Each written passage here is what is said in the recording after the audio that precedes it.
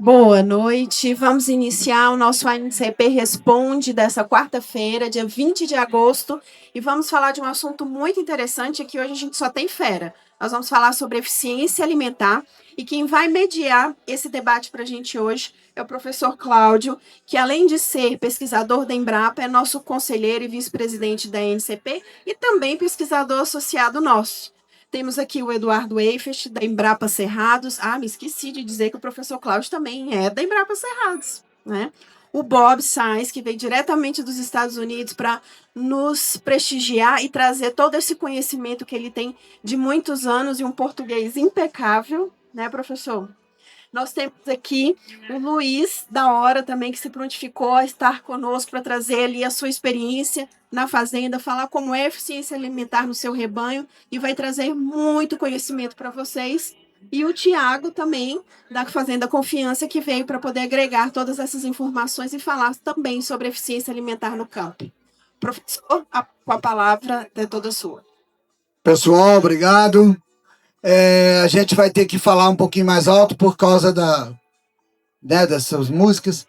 Primeiramente, eu queria agradecer imensamente a presença do Eduardo Eifert, do Roberto Sainz, do Luizinho, do Tiago, aqui da Fazenda Confiança.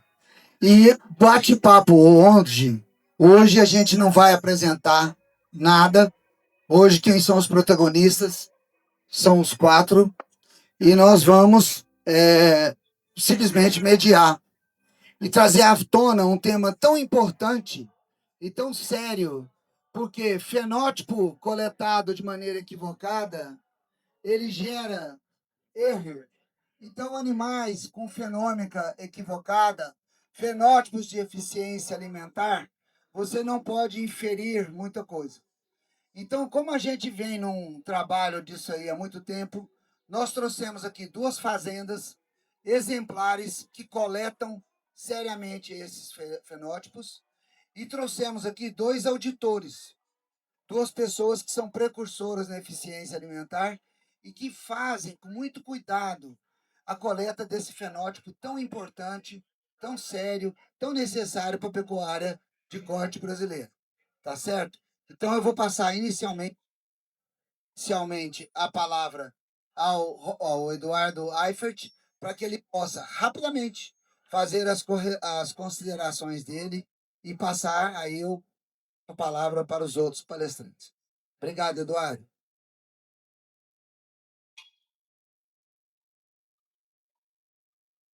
Boa tarde, presidente.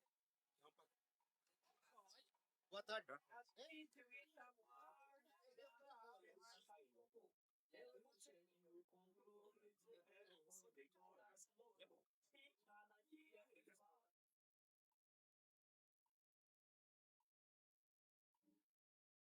Boa tarde, pessoal. Desculpa o atraso, eu tive inconveniente de caminhão atravessado na estrada e não conseguia passar por cima nem por baixo. Eu vou apresentar rapidamente para vocês alguns pontos que nós devemos observar com bastante afinco, com bastante atenção nas provas de eficiência alimentar.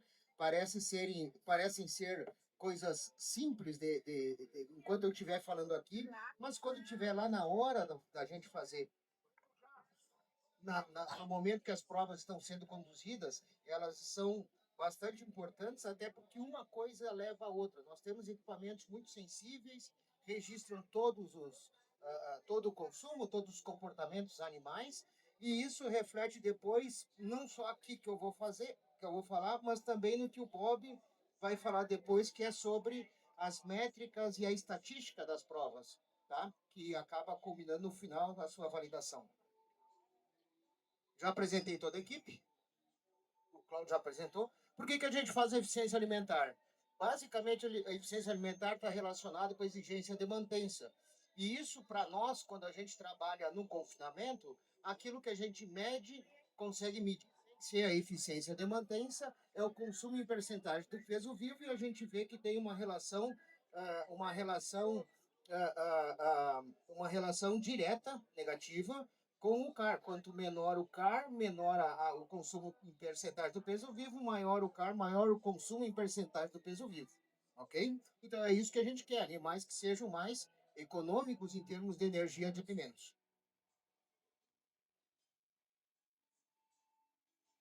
Pois bem, qual que é o objetivo da gente fazer as provas? Tá?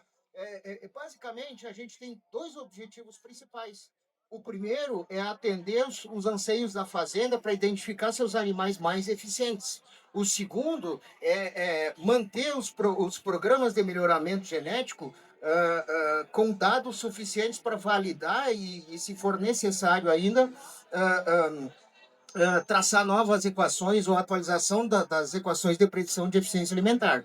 Tá? Esses são os dois principais fatores e a fazenda tem que estar consciente que os dados devem ser feitos com muita qualidade. Ou seja, o fenótipo deve ser colhido com muita qualidade, porque a responsabilidade não é só colocar em cima de uma tabela. Ela, na realidade, ela vai dar base a todo um programa de melhoramento genético associado à genômica, né? Então, tem que ter um fenótipo de alta qualidade, hoje chamado de genômica. E essa preocupação não é só com o proprietário, não é só com o técnico. Aquele rapaz que é responsável por tratar os animais tem que ter consciência disso. Então, assim, ó, as provas de eficiência alimentar, elas vão... Eu divido sempre em duas. É o planejamento o planejamento e as ações, né? Planejamento, formação dos lotes, idade, peso, categoria, sexo, dado fisiológico. A gente tem que ter grupos contemporâneos, tá? Mas também a gente tem que pensar que esses animais que estão em prova são animais de um confinamento comum, como se fosse um confinamento para ganhar peso, né? Só que a gente está medindo tudo dele, então você tem que dar condições iguais para todos os animais apresentarem seu desempenho. Então você não pode colocar animais mais pesados junto com mais leves, animais muito novos junto com zerados. As normas da prova deixam claro isso. Então não tem mistura de lote, né? Não pode ter mistura de lote, não pode ter mistura de categoria. Qual que é o período que nós vamos realizar essa prova? Período das chuvas ou período das águas? Eu chamo a atenção isso aí porque se é no período das chuvas a gente tem que diminuir a densidade populacional do confinamento. Tá? A gente não pode trabalhar com a mesma relação coxo número de animais, porque vai dar problema com barro, não vai ter lugar para o animal deitar, então a gente tem que diminuir o número de animais nas provas. Categorias macho, fêmea, se esse macho está em recria ou se esse macho está prévio ao leilão, que aí já tem uma categoria mais pesada, né? Exige mais energia na dieta, ou se é fêmea prévia à inseminação artificial ou após os protocolos da inseminação, após o diagnóstico de gestação. Qual que é o ganho-alvo desses animais? Vamos lembrar que a gente tem que fazer as provas para atender um ganho-alvo e também tem que atender aquilo que está mostrando o nosso manual. O nosso manual hoje pede que a média dos animais da prova não passem de 2 quilos. Isso até pode ser discutido, mas hoje está normal isso.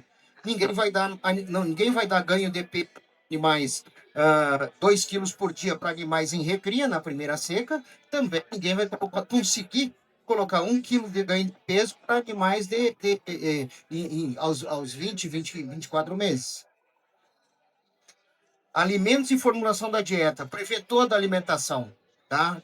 A previsão da alimentação ela é necessária para você ter constância de oferta de alimentos sem ter mudança de alimento durante a prova. E isso impacta no consumo e impacta no desempenho. Área disponível para os animais manterem conforto, dimensionamento de coxos e bebedouros, quer dizer, para que os animais não tenham concorrência muito grande entre disputa de alimento ou água. E os de característica operacional, eu acho que esses aí interferem realmente naquilo que o Bob vai falar depois, na estatística, né? Então, assim, as operações têm sequências no desempenho animal, as falhas elas são detectáveis nos equipamentos, nos registros, nas saídas da internado, né? A verificação constante do funcionamento das plataformas coxos, principalmente quando se tem mais do que um coxo com plataforma no mesmo curral. As duas balanças têm que estar pesando o mesmo peso. Eles não podem estar pesando pesos diferentes, porque isso vai implicar em equações de regressão dispersas, né? Sempre tem uma dispersão diária do peso dos animais, mas quando se tem duas plataformas e uma regula, essa dispersão aumenta. E nem sempre essa dispersão ela é observada como um outlier. Então nós temos que ver isso aí, identificar e recuperar o mais rápido possível, né? Então é monitoramento diário das plataformas e coxos. Verificação de tag dos animais. Olhem os tags se todos os animais aparecem no sistema. A perda de um tag hoje implica que, se você colocar perdeu o tag hoje, você perde o dia de consumo desse animal hoje, né? E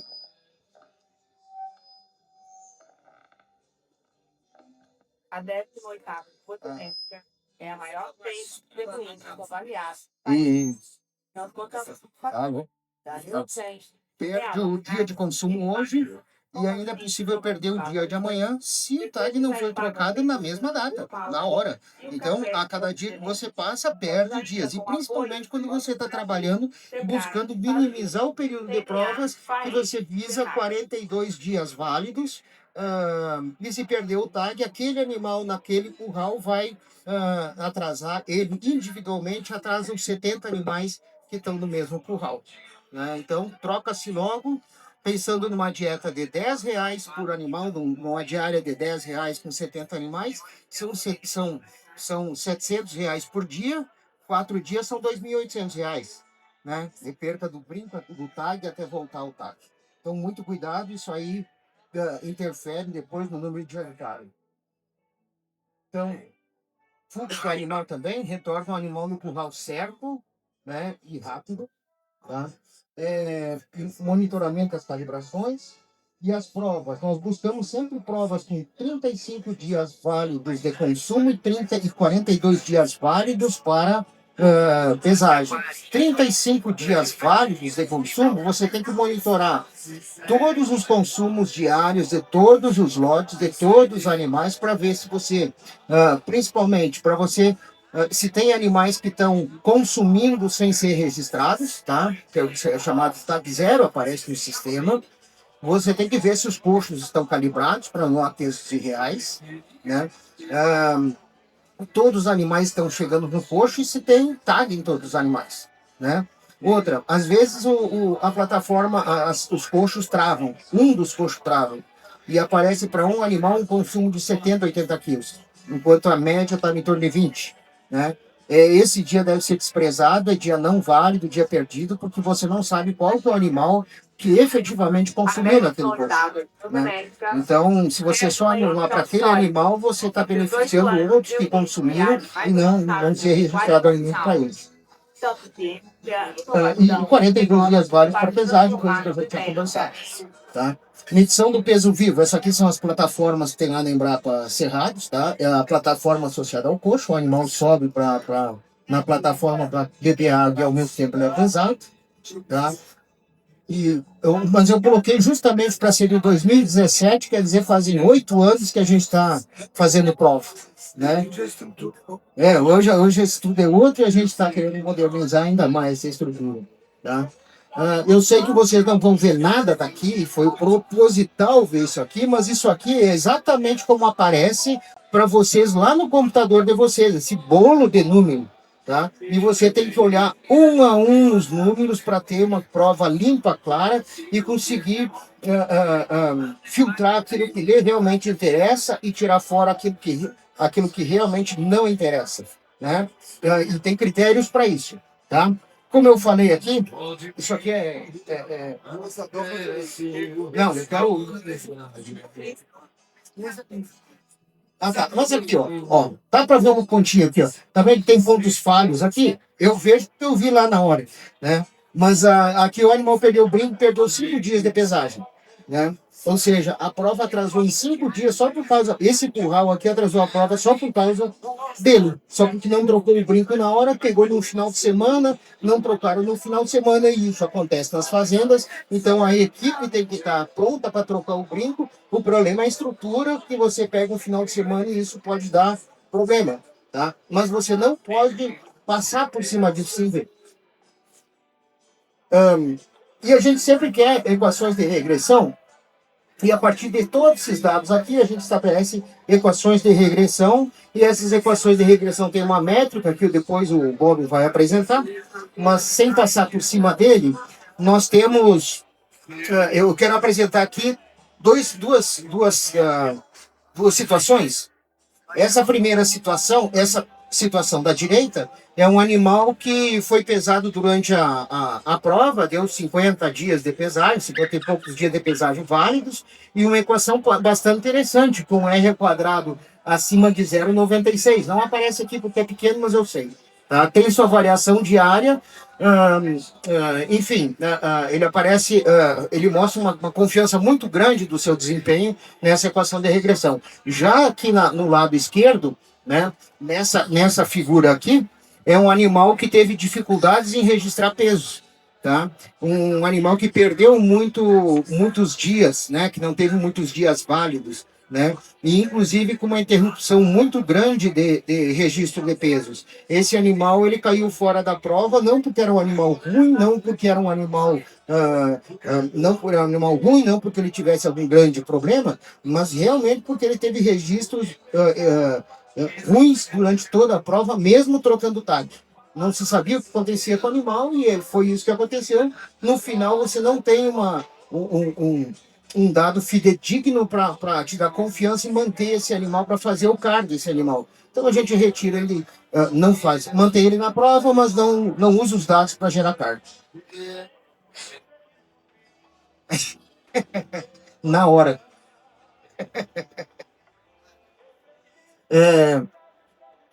Vamos lá, para finalizar, 2 slides. Dietas têm que ser adequadas à categoria animal e dentro daquilo que o manual de consumo da NCP e SBZ já preconizam, né?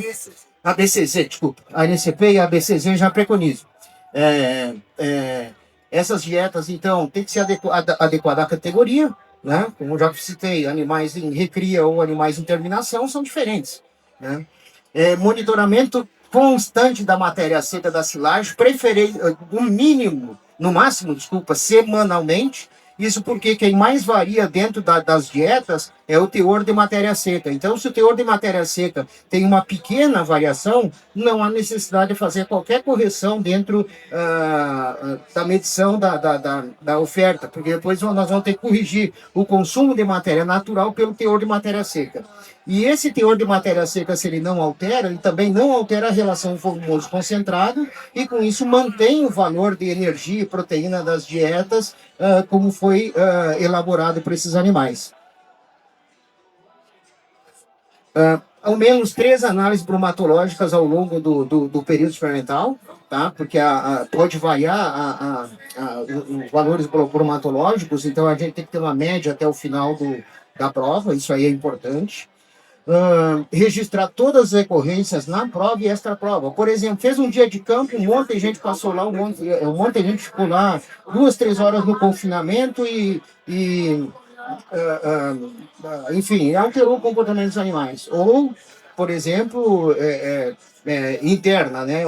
Fugir os animais da prova, ou teve dia de casqueamento, ou foi fazer qualquer outra ultrassonografia. Então isso aí atrapalha realmente, o dia deve ser nulo. Por fim, tem os detalhes. Treinamento de equipe é extremamente necessário. A equipe tem que fazer aquilo que a gente precisa. Tá? O técnico que fica na fazenda, ele tem que ser extremamente bem treinado, porque o auditor vai auditar a prova. Mas a prova tem que correr extremamente limpa, porque depois o auditor vai ter 2 opções: aceitar a prova ou anular a prova. Então a gente não quer anular a prova, a gente quer dados fidedignos com bons fenótipos. Tá? Então quem tem que ter treinamento é o técnico responsável pela fazenda. Tá? Eles têm que ter muito treinamento. É a mesma coisa que cavalo. Se a gente pegar um cavalo que ainda está em mistedoma, o peão é que tem que saber conduzir o cavalo. Agora, se é um cavalo já experiente, o peão não precisa conduzir ele. O cavalo experiente, ele já olha a vaca e faz o que é preciso, né? Então, a mesma coisa das provas de eficiência alimentar. Quanto mais os seus funcionários estiverem treinados, mais fáceis vão ser os seus resultados e a condição das provas. Bom, era isso que eu tinha apresentado. 1 hora. Eduardo, obrigado. Nós vamos passar para as perguntas oportunamente, tá? No final. Então, agora eu vou chamar o Roberto, o Bob, para que ele possa fazer todo o trabalho, as considerações. E agora o Bob vai fazer alguma coisa com vocês da análise em função desses dados fidedignos. Bob. Muito obrigado e boa noite a todos e a todas. A gente não combinou, combinamos em geral, eu e o Eduardo, que ele falaria da operação e eu dos dados, mas acabou que vai ter um pouco de sobreposição, mas eu posso pular slide sem problemas. Eu gosto sempre de começar por aqui, tá? O objetivo de todo empreendimento, e a fazenda não é diferente, é ter lucro, tem que ter, condição sine qua non, senão não sobrevive. Tá. Então, mas aí é ruim, para mim é pior. Então, olha, a equação de lucro todo mundo conhece, tá? Receita menos despesa. Então, um pecuarista, ele tem quase nenhum controle sobre a receita.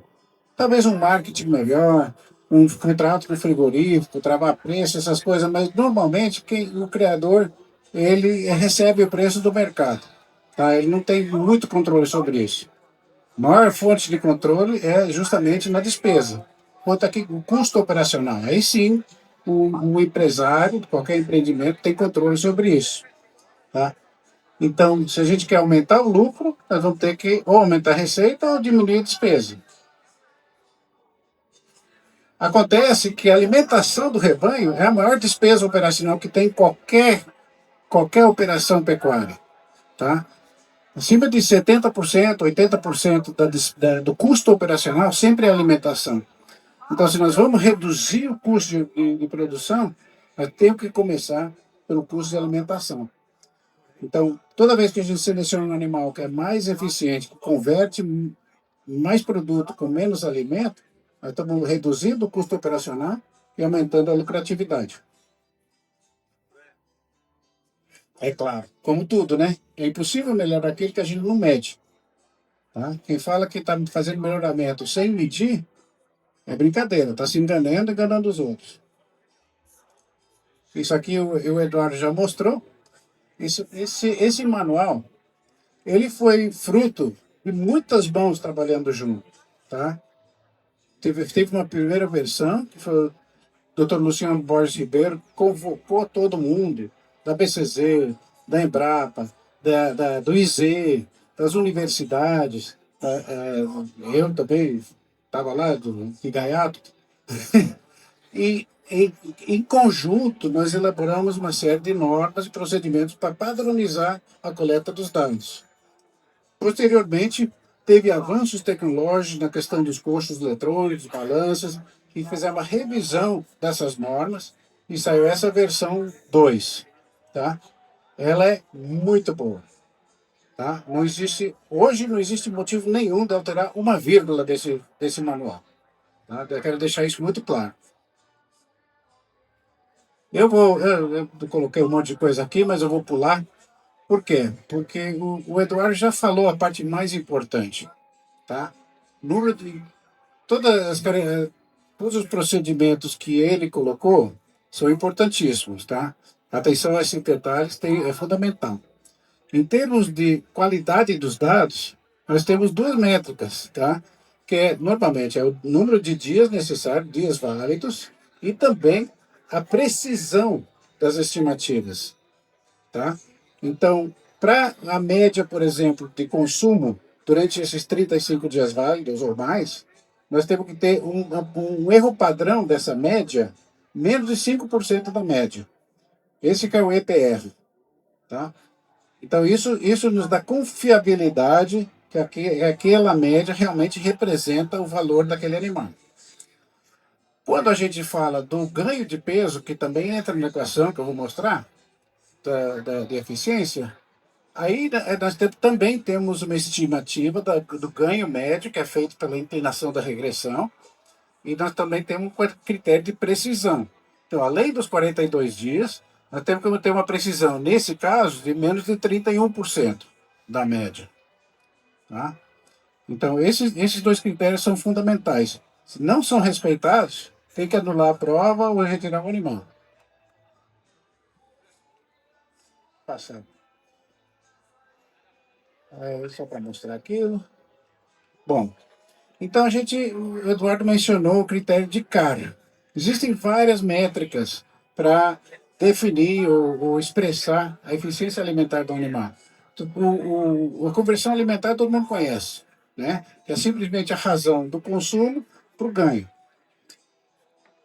É totalmente possível de usar. O problema com isso é que essa proporção de consumo para ganho ela é extremamente afetada pela taxa de ganho de peso.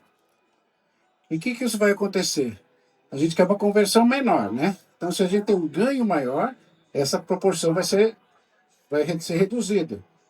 Então, indiretamente, nós vamos selecionar animais que têm um ganho superior e também o peso adulto superior. Isso aí a pesquisa já comprovou há décadas atrás. Então, a conversão alimentar sozinha, ela tem esse efeito deletério, que é a seleção indireta para um animal de peso adulto muito elevado, um animal mais tardio, o que não queremos.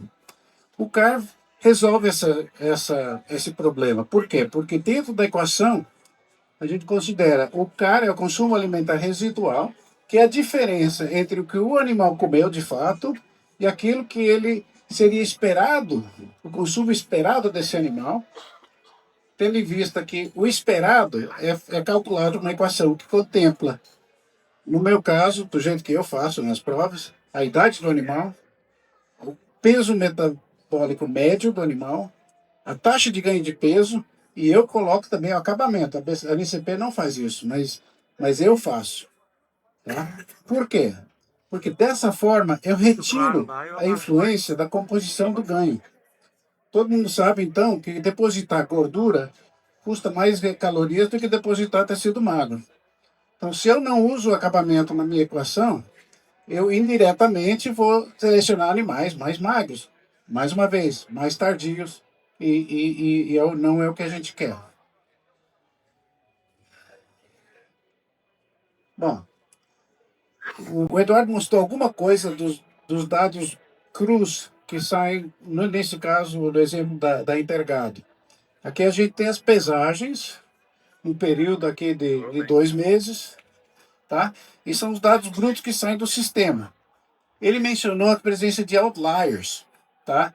Você vê aqui a gente tem pesos desse mesmo animal, de vez em quando dá um peso que está 200 quilos a mais.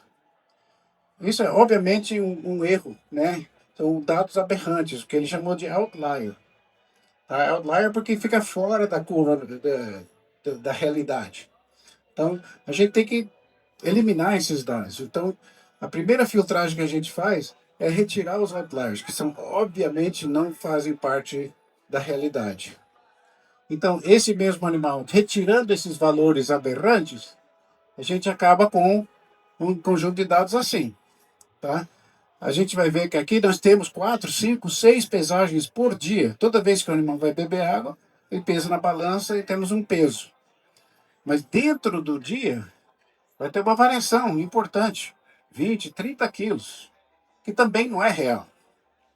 Pode até ser, às vezes ele bebeu antes, bebeu depois, né? Defecou, não defecou. Vai ter uma variação natural, né? Mas existe isso aí. Então, nós temos que limpar esse dado.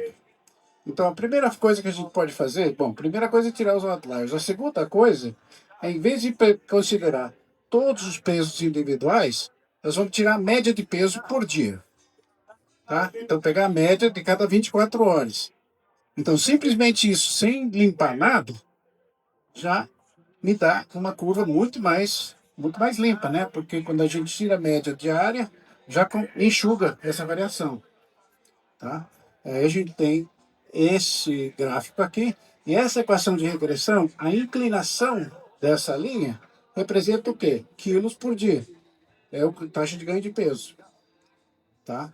Mas também não é um número absoluto, tem variação, exatamente aquele erro padrão que a gente quer reduzir abaixo de 31%. Nesse caso, por exemplo, visualmente a gente enxerga que tem um ponto aqui que está fora do padrão. Pode estar acontecendo qualquer coisa, essas balanças elas são sujeitas a erro, né? Então, aqui a gente vê que nós temos, na verdade, uma linha muito boa, né? Um coeficiente de correlação 97%. Isso é ótimo. Mas o que acontece se eu retiro aquele ponto que eu enxergo que está errado? Aí ele já vai para 98%. É pouca coisa, mas só a diferença de tirar um ponto, tirar um dia. Tá? Então nós temos já, dos programas que nós usamos, já detectar esses valores que estão fora, para eliminar eles, para ter o retrato mais fidedigno, mais fiel do que realmente aconteceu com aquele animal naquela prova. Tá? Então, nesse caso, eu posso afirmar com confiança que esse animal ganhou 1,294 kg por dia. Agora, aí acontecem várias coisas durante a prova, né? Então, esse caso também é um caso de um animal, da mesma prova. E olha o que aconteceu aqui no meio. Por qualquer motivo, esse animal começou a apresentar perda de peso, pesos menores. Depois recupera e volta na mesma linha. Então, a gente acredita nesses valores aqui ou não? Às vezes sim, às vezes não. Muitas vezes acontece do animal perder peso, recuperar, perder de novo, recuperar. O Eduardo, que é nutricionista, vai confirmar. Muitas vezes o animal, se não for uma falha do equipamento, tá? Se não for uma falha do equipamento, muitas vezes é um animal que sofreu uma acidose, parou de comer, perdeu peso, depois recuperou, começou a comer de novo, comeu demais, teve acidose de novo. E a acidose é uma coisa recorrente. Acontece várias vezes com o mesmo animal, tá? E isso aí, então, atrapalha toda a nossa análise e tem que retirar esse animal porque ele não está sadio, aquilo ali não reflete o seu potencial genético. Melhor retirar ele da prova, tá? Mas nesse caso, por exemplo, onde nós temos um episódio assim, a gente tira a média e vê que acontece a mesma coisa, mas esses pontos antes e os pontos depois caem na mesma linha. É visualmente óbvio isso aí. Só que nós temos um algoritmo para matematicamente identificar esses pontos e retirar. Ok, nós estamos com um R quadrado de 95, tirando ele vai para 98. Tá? Então, eu não alterei dado, eu só simplesmente tirei aqueles que não correspondem ao que realmente aconteceu. Certo? Então, tem que ter critério na parte de análise dos dados, tem que ter muito critério na coleta e na análise também. Ter cuidado de que tudo que a gente faz em manipulação dos dados e análise dos dados seja para dar o retrato mais fiel do que aquele animal desempenhou. O Eduardo abriu o assunto da mantença, e é uma coisa que a gente vem trabalhando há anos, né? Muitos anos, na verdade. Tá? E eu gastei 25 anos estudando os mecanismos fisiológicos do porquê que um animal converte melhor que o outro, por que um animal é mais eficiente que o outro. Todas as hipóteses imagináveis. Tamanho de fígado, troca de íons pelo intestino, composição corporal, reciclagem de proteína, metabolismo. Chegamos até no fluxo de prótons na membrana dentro da mitocôndria da célula. Tá? 25 anos profundamente estudando o assunto. Eu posso afirmar com toda confiança que a diferença do animal mais eficiente para o menos eficiente é a exigência de mantença. Tá? Então, a gente vem trabalhando, e eu vou mostrar. Você vê, A alimentação representa mais ou menos 85% do custo operacional. A mantença do rebanho, das vacas, representa mais ou menos 70% do custo da alimentação. Ou seja, multiplicando um pelo outro, tá? Nós temos mais ou menos metade do custo de alimentação do ciclo completo é a mantença da vaca. Então, quando a gente trabalha com carne, muita gente fala, mas é conversão, é desempenho no confinamento. Não me interessa o boi. O macho, para mim, é totalmente desinteressante. Eu gosto de fêmea. Tá? A fêmea que me dá dinheiro. Então, a medida de caro, o melhoramento da eficiência alimentar, o impacto que vai ter na operação é no rebanho reprodutivo, é nas fêmeas, é nas vacas, porque o boi fica ali 18 meses, 2 anos. A vaca não, fica 15 anos. Comendo pasto, lambendo sal todo dia. Entendeu? Aí que está o impacto econômico. E o café oficial é Dona Neném. Bom, isso aqui são dados do Luciano, do Ruto da Matinha. Eu somente usei os dados da Matinha, não porque eles são melhor ou pior que qualquer outro, mas aí tem mais dados lá. Lá nós começamos em 2011 a coletar e já temos mais de 6.200 animais já testados. Tá? Então é um acervo de dados muito rico. E a gente vê que, se a gente comparando os animais de carne baixo, médio e alto, a exigência de mantença, energia para mantença, olha a diferença que dá, de 65 para 89. É muito grande. Vocês vão perguntar, mas como é que você sabe a mantença? É muito simples. Eu sei exatamente quantas calorias o animal comeu. Eu sei exatamente quantas calorias ele guardou no corpo. Eu sei o ganho de peso, essa é a composição, nós fazemos ultrassom em todo mundo. Tá? Eu posso calcular quantas calorias foram depositadas, a diferença é que a energia que foi para o espaço. Ele queimou para mantença. Tá? Então é um cálculo matemático muito simples. O que tem acontecido nesses 13 anos que a gente trabalha com seleção para eficiência no matinho? A gente viu uma queda safra por safra na exigência de mantença do rebanho. Cada safra, a exigência de mantença mais baixa que a anterior. Está indo aqui, entre 2% e 3% por ano. Isso é brutal. Então, o resultado é o quê? Que em 10 anos lá, um pasto que cabia 100 vacas, hoje cabe 120. Você acha que isso tem impacto no bolso do produtor? É direto. Agora, toda vez que a gente seleciona por algum critério de seleção, nós vamos sempre ter as correlações genéticas e as mudanças genéticas e outras características. Então, a gente tem estudado isso, com relação com o carne, obviamente com consumo e gestão de matéria seca é alto, 0,77, com peso aos 450 é positivo. Muitos deles não são significativos, não tem correlação significativa. Com PE, nós temos uma relação positiva também, e com idade ao primeiro parto também, certo?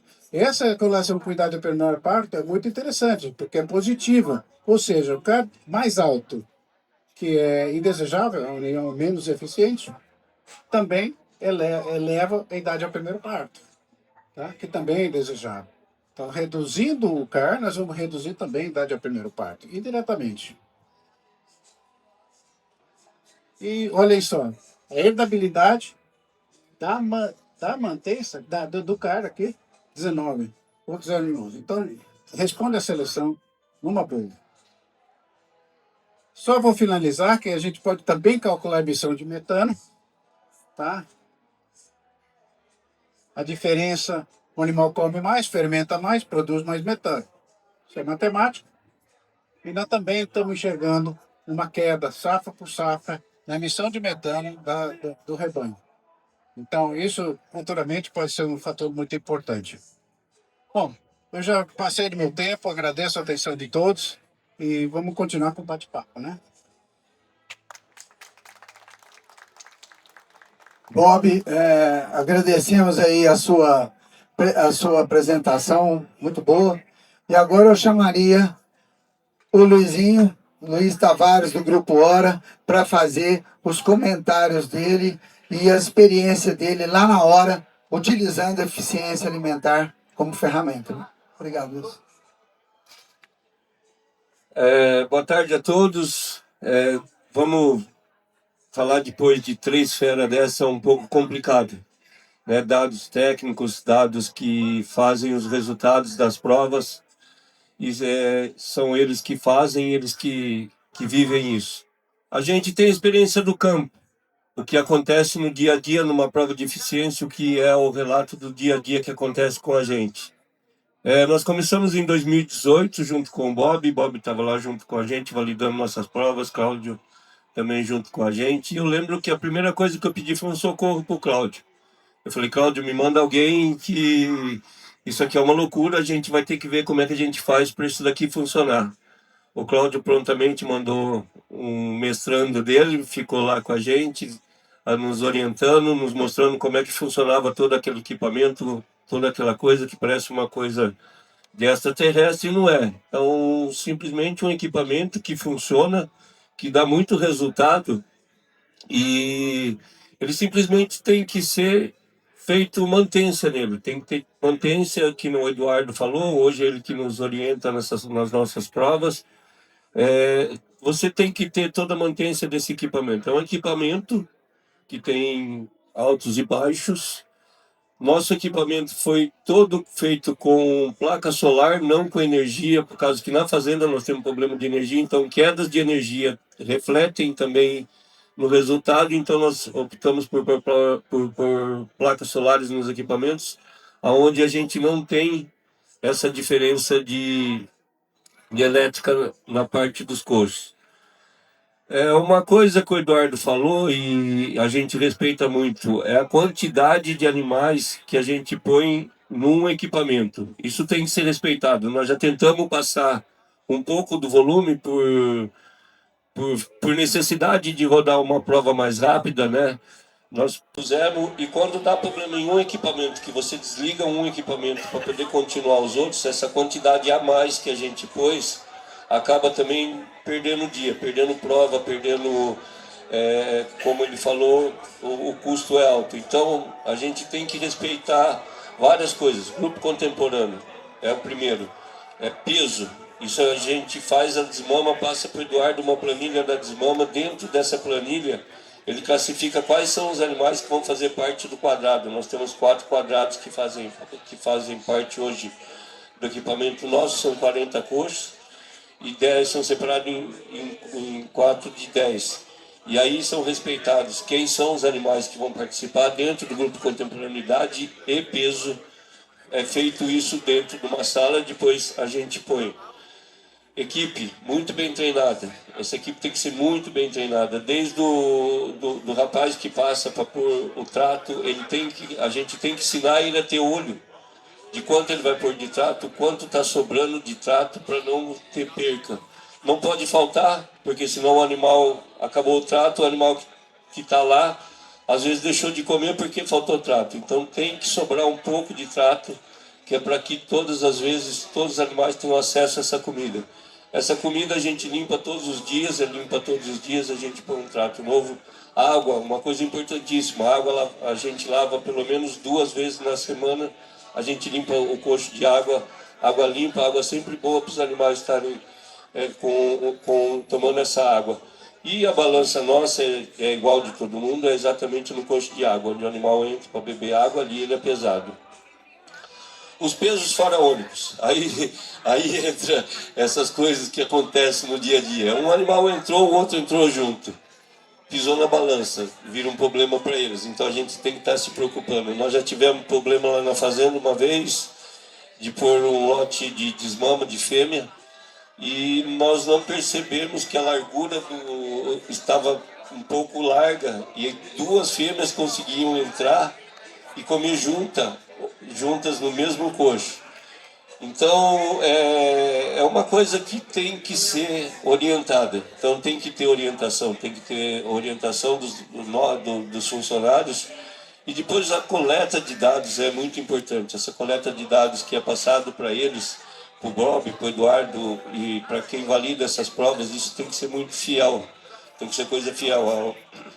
A comida que a gente faz, as análises bromatológicas que o Eduardo citou, isso tem que ser feito com muita seriedade, Porque o resultado de tudo isso que a gente vem fazendo e vem fazendo para poder ter um resultado de qualidade, então tem que ser muito bem feito. E isso vai depois para fora, isso vai entrar dentro de um sumário, dentro de uma régua, onde uma genealogia de um animal bem feita, bem produzida, pode estar melhorando. O fato de fazer de fêmeas, como o Bob falou, nós fazemos 100% das fêmeas nossas, todas são desafiadas, todas vão para a prova de eficiência, e a gente busca dentro delas as melhores depois para serem acasaladas. Dentro do nosso programa, a gente pôs na tabela nossa o consumo de matéria seca, que é uma coisa importante. Então, quer dizer, o consumo de matéria seca por peso de quilo vivos. Aí a gente fez uma planilhinha onde a gente vai pintando de verde as melhores e de amarelo para o vermelho as piores, né? As que têm as piores. Podemos descartar ou não descartar, ou continuar com elas, tentando melhorar elas, e aí é critério de cada fazenda. Nós lá estamos procurando essa eficiência, estamos trabalhando essa eficiência, e é uma coisa que vai dar resultado. Deu resultado no porco, deu resultado no frango, no bovino é um pouco mais demorado, mas vocês vão ver que se trabalhar com seriedade nisso, isso uma hora vai dar muito resultado para a gente. Eu não vou me estender muito, porque falar, como eu falei, depois dessas 3 feras é difícil. Nós temos um outro aqui que é craque no assunto também. Ele vai falar também o que acontece na fazenda dele. Os riscos existem, todos. Mas treinem a turma, treinem o pessoal. Não é nada complicado, não é nada difícil. É uma questão de treinamento que vai fazer esses aparelhos funcionarem. Muito obrigado. Obrigado, Luizinho, obrigado. Agora nós vamos chamar aqui o Dr. Tiago, da Fazenda Confiança, que também faz um excelente trabalho utilizando essas informações, como diz, né, com confiança, gerando aí informações extremamente úteis, e trabalha aí com o Bob. E ele vai falar um pouquinho para vocês da experiência que ele tem com exatamente a utilização desses dados tão importantes na fenômica de qualidade. Primeiramente, obrigado, agradecer a todos que estão aqui. Deixar bem claro que isso é real, é um equipamento sensível, não é para qualquer pessoa que vai tocar isso. Você tem que ter uma confiabilidade nesses dados, porque senão você acaba jogando lixo de informação, para você analisar vai sair lixo. É muito importante que você treine a equipe e que tenha profissionais como esses que estão aqui para conseguir filtrar essas informações, porque nem tudo são flores, problemas vão acontecer. Mas se você trabalhar com profissionais que têm condições de analisar isso, vão trazer informações fundamentais para a decisão na fazenda. Eu queria dizer assim, por que a gente começou a medir a eficiência alimentar? A gente mandou um animal, já mandava alguns animais para a prova da Embrapa Cerrados, para a prova de ganho de peso a pasto, e na primeira vez que eles mediram consumo, a gente teve um animal que foi muito bem colocado, ele ficou em 5º lugar. E quando foi para a parte do consumo, ele continuou ganhando muito peso. É um animal que, para uma dieta calculada para ganhar 1,2 kg por dia, ele ganhava 1,6 kg. Só que ele estava comendo 15 kg de matéria seca. Enquanto o animal que ficou em 3º lugar na prova de ganho de peso a pasto, né, então um 3º e outro 5º, tá certo? O de 3º lugar estava comendo 8 kg de matéria seca. Era quase a metade. Então, quando a gente viu aquilo, a diferença que tem entre os animais naquele grupo, a gente falou, não tem condições de a gente medir, não tem condições de a gente usar esse animal. Se tem um que come 8 e tem um que come 15 para ganhar a mesma coisa, por que eu vou usar o que come 15? Né? Sabendo que o custo de produção, na nossa fazenda, o nosso primeiro centro de custo é a alimentação. Tá? Então, é fundamental medir isso. E como usar essa ferramenta? Tem muita discussão, muita gente usa uma característica, injeção de matéria seca, outras usam a relação, né, de consumo, ganho. Agora, a nossa percepção é que isso precisa ser bem discutido, mas a gente tem que usar, a gente usa o CAR dentro de uma equação. Porque se você usa o CAR de forma isolada, só para comercializar, você não vai para lugar nenhum. Eu vou vender o melhor animal de melhor CAR, de menor CAR, né? pode ser o animal de pior ganho de peso. O que adianta? A gente até brinca que a gente não quer selecionar um no Mille, né, que faz 20 km por litro. Pô, pelo menos um Honda Civic, né, faz uns 18 ali, anda bem. Então, é muito importante que a gente tenha discussão entre o corpo técnico e que consigam, principalmente a NCP, eu acho que tem condições, aproveitar a presença da Ponta aqui também, que hoje é a empresa que fornece esse produto para a grande maior parte das fazendas, uma empresa brasileira que está aqui perto da gente, um produto muito bom e que dá a condição de a gente medir. Mas aí eu vou falar um pouquinho da experiência nossa. A gente realmente, quando chegavam as informações, meu pai chegava pro Bob e falava, Bob, eu quero saber quem que é o meu melhor animal, quem que é o melhor aí. Aí o Bob falava assim, mas você quer o melhor para a área, você quer o melhor para acabamento, você quer o melhor para quê? Né? Aí meu pai, Bob, eu quero saber quem me dá dinheiro. Quem é que vai me dar dinheiro? Né? Então, o Bob montou um índice interno, um índice fenotípico, do que a gente mede, são ponderadas as informações que a gente mede para conseguir chegar no animal que é mais rentável. Então, se a gente sabe o que ele come, se a gente sabe o que ele produz de carne, sabe o que ele produz de rendimento de carcaça, então a gente consegue medir lucro. Né? Se a gente sabe o que ele gastou e sabe o que ele produziu, consegue medir lucro. Então, a experiência é muito boa. O que a gente tem observado que esse índice interno tem mostrado que os animais que estão indo bem nesse índice interno, ou eles se mantêm na avaliação genética, ou eles melhoram a avaliação genética. Eu até dei um exemplo pro Luizinho hoje cedo, pode falar um pouquinho de merchan, né? A bezerra que a gente vai vender amanhã, a mãe dela, quando foi acasalada, ela tinha 28 de MGT. E era uma top 2, que passou pela prova. Quando passou pela prova, foi a segunda do grupo. Então ela foi acasalada, virou doadora. Quando a gente vendeu essa fêmea, ela já tinha 29 de MGT. Hoje, essa fêmea já tem quase 32 de MGT. O que a gente observa é que quando a gente chega com essas informações de forma precoce, normalmente são as informações que vão abastecer o banco de dados, e se essas informações foram bem coletadas, provavelmente ela vai trazer o quê? Um adiantamento dessas informações para o criador, vai adiantar a tomada de decisão. Então, eu queria ressaltar 3 pontos. Cuidado com a equipe. Isso, Luizinho, ajudou muito a melhorar não só a equipe que cuida do intergado, mas a equipe da fazenda em geral tem que ficar mais cuidadosa. Então isso também ajudou a melhorar outros índices dentro da fazenda.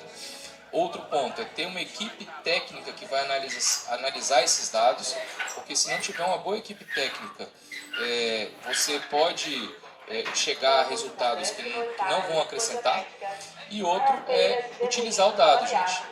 Porque, infelizmente, eu já conversei com colegas que medem consumo e que no final acabam não utilizando como processo de seleção.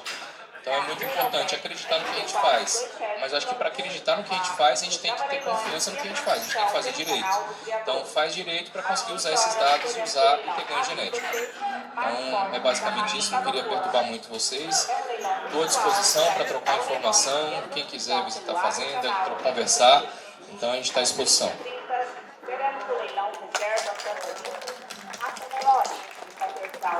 Então, o Thiago está no município de Flores de Goiás, o Luizinho em Brasilândia, nós na Embrapa Cerrados em Santo Antônio de Goiás, e o Bob pelo mundo aí no Texas, e aqui em Goiás e tudo devagar, né? Então, eu chamaria todo mundo aqui agora, aqui à frente, tá certo? Ok? E aí, vocês podem fazer as perguntas, né, diretamente a eles e indicam para quem é a pergunta e nós vamos aí buscar, né, responder aquilo que for pertinente, aquilo que for possível, tá certo? Então, se alguém tiver alguma pergunta em relação ao que foi apresentado aqui, nós estamos à disposição.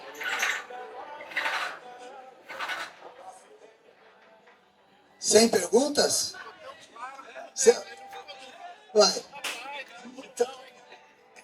Sem perguntas? Então não deu polêmica. Ontem teve mais. Então, alguém tem pergunta aqui? Estou vendo ali a Fernanda. Fernanda está aqui também. Letícia. Demerval. Alguém quer fazer alguma adição, deleção? Marco Aurélio. Cristiano. Então tá bom. Então, opa, peraí. Tem os 49 do segundo tempo. Boa noite a todos, parabéns pela apresentação de todos. Como está a equipe da parte dos criadores, nutricionistas e um geneticista, eu gostaria que vocês comentassem mais sobre a importância de nós avaliarmos as fêmeas e que vocês, enquanto profissionais aqui, muitos criadores, qual a importância de medir e usar, assim como o Thiago comentou, que quando nós olhamos alguns trabalhos que o professor Fernando mostra em relação à média do programa, seja para consumo ou para CAR, a gente vê que a média do programa está zero.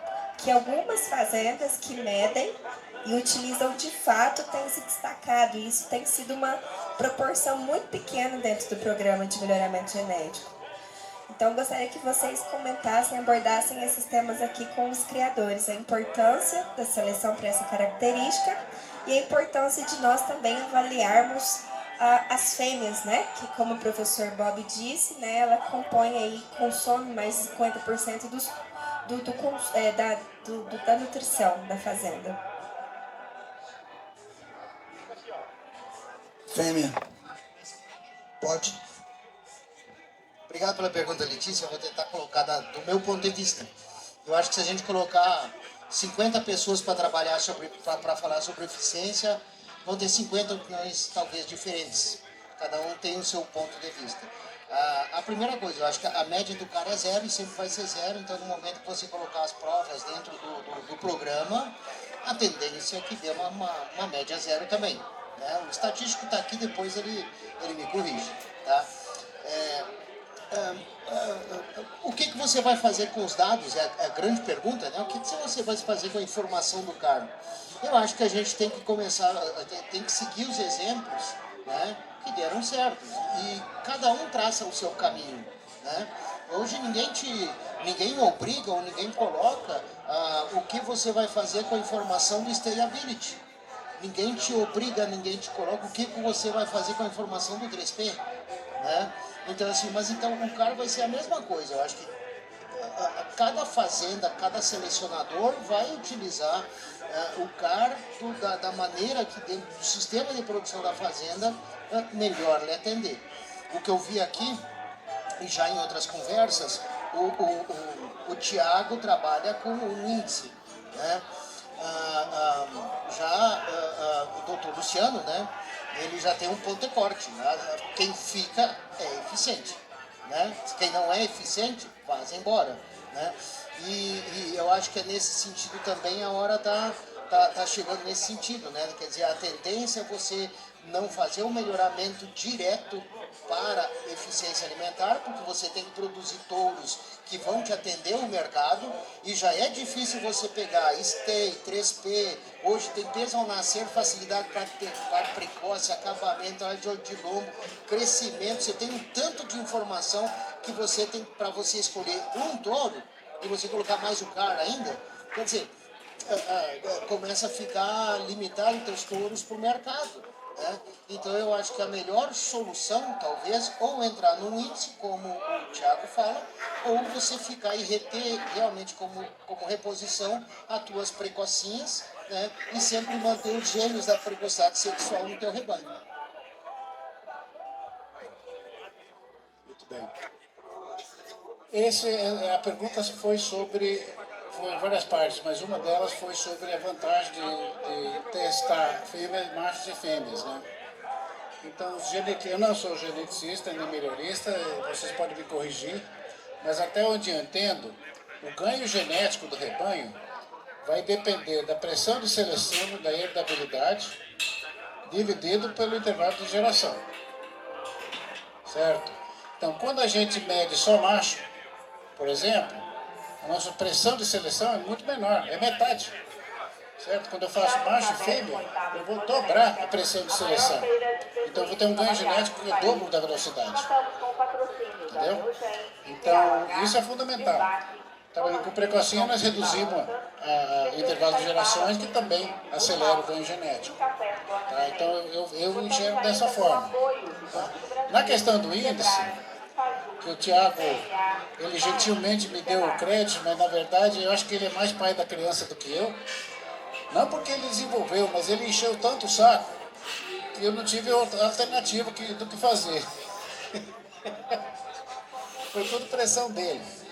E basicamente ele coloca alguma pressão em cima do CAR, mas também das outras características de interesse econômico. Então, realmente foi uma tentativa de achar qual que é o animal que deixa mais dinheiro para o criador. Vocês que se prontificaram a estar aqui com a gente hoje, a essa plateia maravilhosa que pacientemente nos escutou para poder aprender para poder consumir todo esse conteúdo, essa informação e a experiência de vocês. Aproveito para convidar também, a gente tem 2 encontros, um às 10 horas da manhã para falar sobre sustentabilidade na pecuária e uma às 10 horas, né? E às 17h30 para falar sobre reprodução programada, onde a Fernandinha e toda a equipe de PDI vai revelar aí os touros da reprodução programada, onde a gente vai poder começar já a pedir as doses também. Agradeço a Delmaipo Wines pela parceria, que vocês vão degustar os vinhos, a Minerva Foods com todas essas carnes deliciosas da Estância 92 e muito shopping, muita confraternização. Absorvam toda a experiência, pode usufruir deles aqui mais um pouquinho, que eles vão ficar à disposição com todos vocês aqui. Muito obrigada e boa noite a todos.